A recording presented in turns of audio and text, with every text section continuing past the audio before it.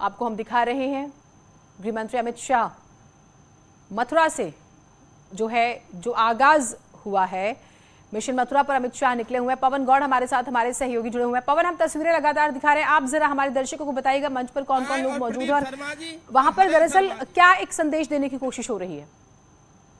देखिए, संदेश साफ है क्योंकि अब पहले चरण का मतदान होना है मथुरा में। 10 फरवरी को मतदान होना है, तो ऐसे में कार्यकर्ताओं को संबोधित करेंगे गृह मंत्री अमित शाह और उनको जीत का मंत्र देंगे, बताएंगे कि किस तरह से यहाँ मथुरा में और ब्रज के विकास के लिए योगी सरकार ने और केंद्र की मोदी सरकार ने काम किया है और किन विकास की बातों के साथ उनको जनता में जाना है। क्योंकि लगातार इस इलेक्शन कमीशन ने अभी 31 तारीख तक जो बड़ी रैलियां हैं उन पर रोक लगाई हुई है कोरोना के चलते। तो ऐसे में डोर टू डोर कैंपेन का जो कार्यक्रम है वो लगातार सभी कार्यकर्ता करें, नेता करें, डोर टू डोर जनता के बीच में जाएं और जनता को बताएं उनकी सरकार के द्वारा क्या काम किए गए हैं। तो ये सब चीजें इस बैठक के अंदर होंगी। इसके अलावा जो दूसरी बैठक जो होगी वो संगठन को लेकर होगी कि चुनाव की क्या तैयारियां हैं पार्टी के द्वारा। और जब क्योंकि पिछली बार जो विधानसभा चुनाव हुए थे जी उसमें 5 में से 4 सीट बीजेपी जीती थी, लेकिन इस बार लक्ष्य जो है वो 5 सीट जीतने का है। तो ऐसे में अमित शाह के द्वारा एक प्रभावी रणनीति तैयार की जाएगी पूरी किस तरह से 5 सीट पर फिर से बीजेपी जीत जाए। डोर टू डोर कैंपेन हो या कार्यकर्ता या बूथ मैनेजमेंट की अगर बात हो तो इन सब चीजों को लेकर चर्चा की जाएगी और उन सब चीज को लेकर कार्यकर्ता और नेताओं को जीत का मंत्र अमित शाह देंगे।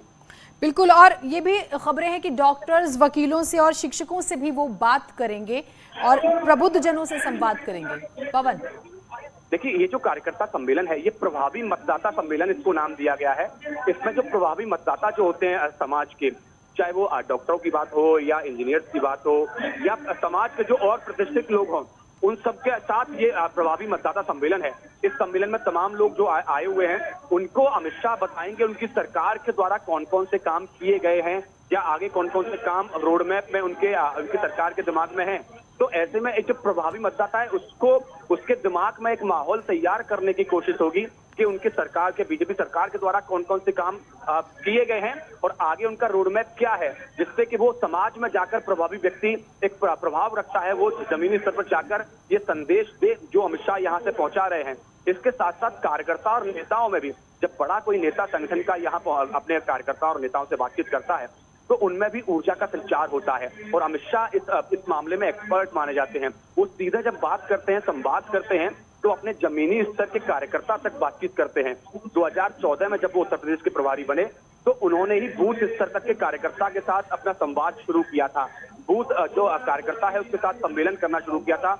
क्योंकि जब ऐसा होता है कई सारे चुनाव से पहले कई सारे कार्यकर्ताओं में एक नाराजगी की भावना पैदा हो जाती है, कभी कुछ बातें पार्टी की पसंद नहीं आती हैं।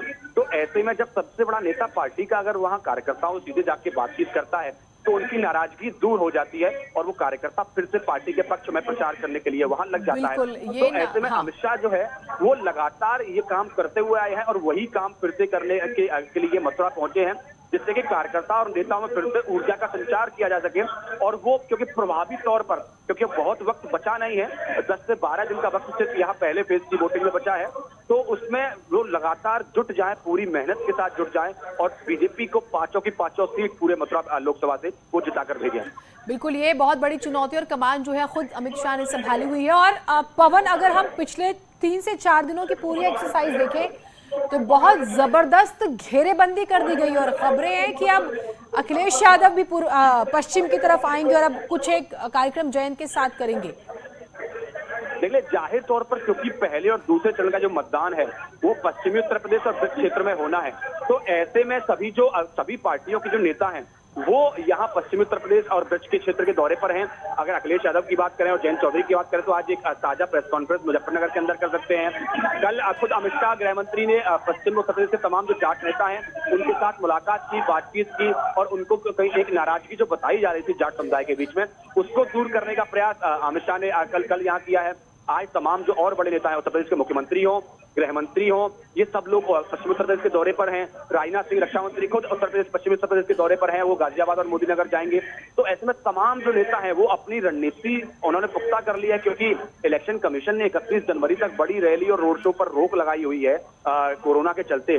तो ऐसे में कैंपेन इस पर बातचीत करेंगे। एक तस्वीर सामने आई है, वो अपने दर्शकों को सबसे पहले दिखा दे। खटीमा से मुख्यमंत्री पुष्कर सिंह धामी ने अपना नामांकन दाखिल कर दिया तीसरी बार फिर से चुनाव मैदान में, और इस बार ये सीट वीवीआईपी हो जाती है, क्योंकि अब वो वहीं से विधायक रहे और अब लास्ट में आपने देखा कि जब मुख्यमंत्री बदले गए वहां पर दो और तीसरे मुख्यमंत्री वो बनते हैं, तो चर्चा बहुत ज्यादा रही।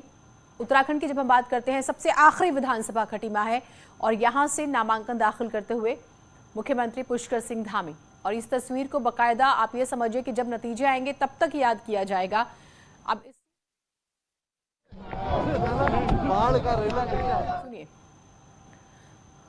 प्रतिक्रिया लेने की उनकी कोशिश हो रही है, लेकिन हाँ, डॉक्यूमेंट वर्क जब वो कर रहे थे वो सारी तस्वीरें हमारे सामने आई हैं, वो हम आपको लगातार दिखा रहे हैं।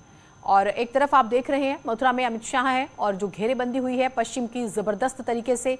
कल जो है भाईचारा सम्मेलन हुआ, माना गया कि जो थोड़ी बहुत भी नाराजगी है वो दूर कर दी जाएगी जाट समाज की पश्चिम में, क्योंकि उनका अच्छा खासा दबदबा है तकरीबन 90 सीटों पर, और 30 से ज्यादा ऐसी सीटें जहां पर वो संख्या में